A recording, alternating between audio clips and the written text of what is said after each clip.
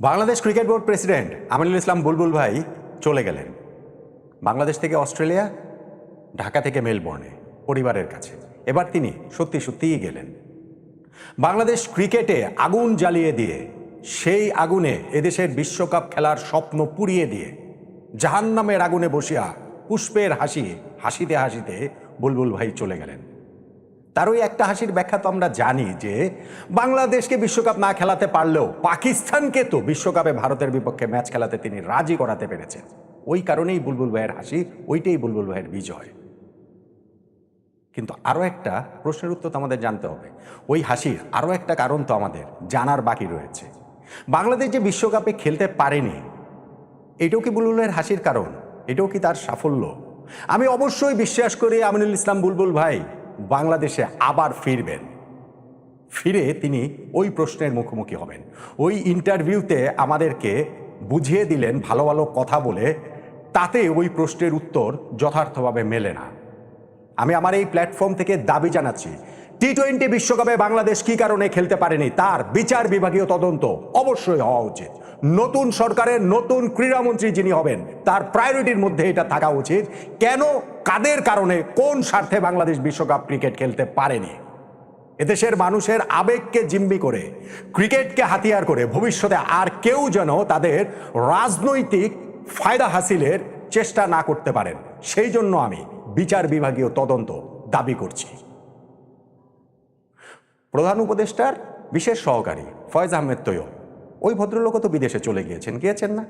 বলা হয়েছে যে না, তার পরিবার বিদেশে থাকে, এই 1.5 বছর সময় তিনি দেশকে দিয়েছেন। উনি নিজে ফেসবুক স্ট্যাটাসে লিখেছেন যে এই সময়ের মধ্যে তার সঞ্চিত সকল সঞ্চয় শেষ হয়ে গিয়েছে, অর্থটর্থ শেষ হয়ে গেছে, এখন তার চাকরি খুঁজতে হবে, ফলে তিনি দায়িত্ব পালন শেষে চলে গিয়েছেন। যেতেই পারেন, আমাদের বুলবুলেও যেতেই পারেন। তার পরিবার তো অস্ট্রেলিয়াতে থাকে, তিনি আইসিসির মোটা বেতনের চাকুরে ছিলেন, সেই সব কিছু ফেলে বাংলাদেশ ক্রিকেটকে সার্ভ করার জন্য তিনি এসেছিলেন কুইক টি-20 ইনিংস খেলতে। তারপরে তিনি কিসের মোহে কিসের লোভে পড়ে এই বিসিবির প্রেসিডেন্ট হওয়াটা স্থায়ীভাবে নির্বাচন করে, বিজন প্রশ্নবিদ্ধ নির্বাচন করে হয়ে গেলেন, সেটাও তো আসলে জানার বাকি রয়েছে। নির্বাচন নিয়ে অনেক প্রশ্ন রয়েছে, সেইটা আইন আদালতে চলে যেতে পারে, সেইটা নিয়ে ধরেন কোর্ট কাচারি হলো, রিট হলো, আমার ওইটা ভাই দেখার বিষয় না।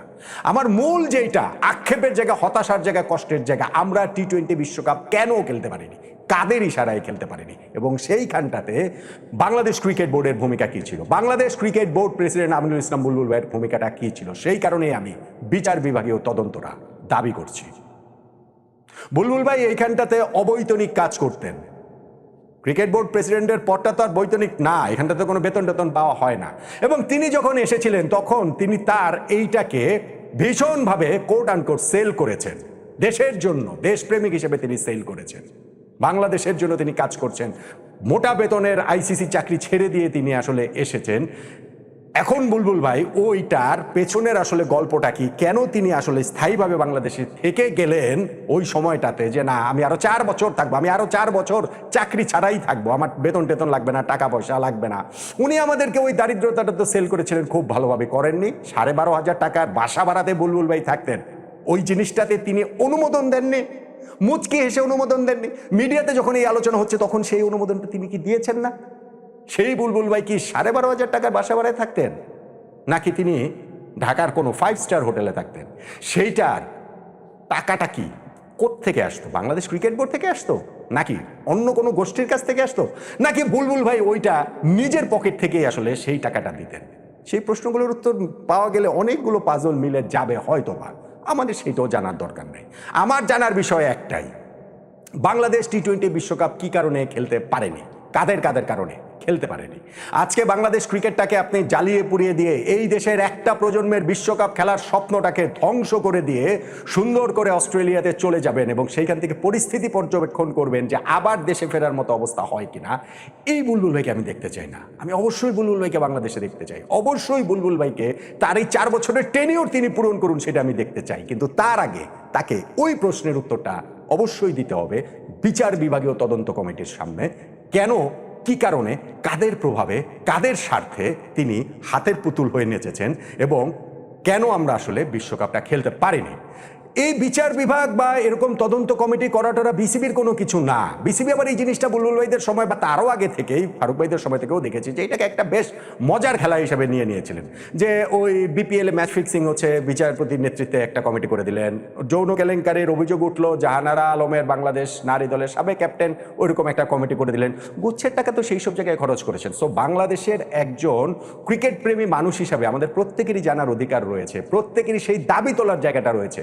টি-20 বিশ্বকাপটা আমরা কি কারণে খেলতে পারিনি? আমরা কি এই পলিটিক্সটা এখনো বুঝতে পারছি না? অবশ্যই বুঝতে পারছি। আগে যতজন বুঝতে পারতাম, এখন পার্সেন্টেজটা প্রতিদিন আরো বাড়ছে। অবশ্যই সেটা বাড়তেই হবে। এই যে পাকিস্তান আমাদেরকে গাছে তুলে দিয়ে মই সরিয়ে নিল, লাভের লাভ হতো কি ওই ভারত পাকিস্তান ম্যাচও হলো, আইসিসিরও সব ঠিক থাকলো, ভারতেরও কোনো ক্ষতি নাই, পাকিস্তানেরও ক্ষতি নাই, শুধুমাত্র বাংলাদেশ ক্রিকেটের ক্ষতিটা হয়ে গেল। এই যে পাকিস্তান বলল যে বাংলাদেশ না থাকার কারণে ভারতের বিপক্ষে ম্যাচ তারা খেলবে না, বাংলাদেশকে যখন বাদ দিয়ে দিচ্ছিল আইসিসি, তখন যদি পাকিস্তানে স্ট্যান্ড নিত তাহলে তো বাংলাদেশ টি-20 ওয়ার্ল্ড কাপ খেলতো না। কেন সেই স্ট্যান্ড নিতে পারেনি বাংলাদেশ? কেন পরবর্তীতে বুলবুল ভাই যে এই ভারত পাকিস্তান ম্যাচ আয়োজনে তার কূটনৈতিক দক্ষতা কোট আনকোট সেইটার ভীষণ রকমের প্রয়োগ দেখিয়ে দিয়ে ভারত পাকিস্তান ম্যাচ আয়োজন করে ক্রিকেটে শান্তির নোবেল পুরস্কার পাওয়ার মতো একটা কাজ করলেন? সেটা আমাদের জানতে হবে না? নতুন সরকার এসেছে, নতুন স্পোর্টস মিনিস্টার আসবে। ওই সত্যি যদি লোক দেখানো তদন্ত কমিটি না, বিচার বিভাগীয় তদন্ত কমিটি যদি হয়, তাহলে সেখানে সাক্ষ্য দেবার মানুষের অভাব হবে না। আমি অবশ্যই সেই সাক্ষ্যের ওই জায়গাটাতে জানতে চাই। বিচার বিভাগীয় তদন্ত কমিটির মুখোমুখি হবেন আমাদের যুব ক্রীড়া মন্ত্রণালয়ের উপদেষ্টা ডক্টর আসিফ নজরুল। অবশ্যই মুখোমুখি হতে হবে Bangladesh cricket board president Aminul Islam Bulbul ভাইকে। অবশ্যই মুখোমুখি হতে হবে ক্রিকেট বোর্ডের পরিচালকদের মধ্যে যারা এই ঘটনার সঙ্গে সংশ্লিষ্ট ছিলেন। অবশ্যই সেইখানে নিজেদের কথা বলবেন আমাদের ক্রিকেটাররা, যাদের মুখ চেপে রাখা হয়েছে, যাদের কথা বলতে দেওয়া হয়নি। বিশ্বকাপে তারা খেলবেন কি খেলবেন না, ওই ন্যূনতম জানতে চাওয়াটুকু পর্যন্ত তাদের কাছে হয়নি। তাদেরকে সিদ্ধান্তটা জানিয়ে দেওয়া হয়েছে এবং চাইলে এইখানটাতে আরও কারা কারা এই টোটাল কনস্পিরেসির সঙ্গে জড়িত রয়েছে সেইটা খুঁজে বের করে দেখাটা খুবই জরুরি বলে আমার কাছে মনে হয়। বুলবুল ভাই এখন যদি বলেন যে না আমরা হাতের পুতুল হয়েছিলাম বা আমাদের আসলে কিছু করার ছিল না, হাত পা বাঁধা ছিল, এইটা বলে পার পাওয়া যাবে না। কেননা ওইটার প্রতিবাদে তিনি কিংবা তার বোর্ডের কেউ পদত্যাগ পর্যন্ত করেনি। বরং আমরা ওই সময়টাতে দেখেছি কিভাবে এই ভাবধারার লোকদেরকে আসলে তোষামত করা হয়েছে, এই ভাবধারার লোকদেরকে হচ্ছে প্যাম্পার করা হয়েছে। ওই যে নাজমুল ইসলাম, তিনি তামিম ইকবালকে ভারতীয় দালাল বলেছেন, এই বিশ্বকাপে খেলতে যাওয়া না যাওয়া সংশ্লিষ্ট, তাকে কিভাবে হিরো বানানো হয়েছে। ক্রিকেটাররা তার বিরুদ্ধে আন্দোলন করে একদিন খেলা পর্যন্ত বন্ধ রেখেছে। ক্রিকেট বোর্ড আশ্বাস দিয়েছিল যে না, তাকে রিমুভ করা হবে, হয়নি। বিপিএল শেষ হওয়ার সঙ্গে সঙ্গে তাকে আবার নিজের পোস্টে ফিরিয়ে নিয়ে যাওয়া হয়েছে। এই সব কিছু আসলে কিসের ইঙ্গিত দেয়, কোন জায়গার ইঙ্গিত দেয়? ক্রিকেট বোর্ডের পরিচালক আসিফ আকবর তিনি বলেন যে একটা বিশ্বকাপ না খেললে কিছুই যাবে আসবে না, এখানে শত শত লোক মরে যাবে না, আত্মহত্যা করবে না। এইসব কথা বলে এরকম ক্ষেত্রটা কারা প্রস্তুত করেছেন বাংলাদেশের বিশ্বকাপ না খেলার জন্য? তো বুলবুল ভাইয়ের এই চলে যাওয়াটা আমি অবশ্যই মনে করি তার ফিরে আসার জন্য চলে যাওয়া। আমি অবশ্যই মনে করি যে বুলবুল ভাই একবারে যাননি।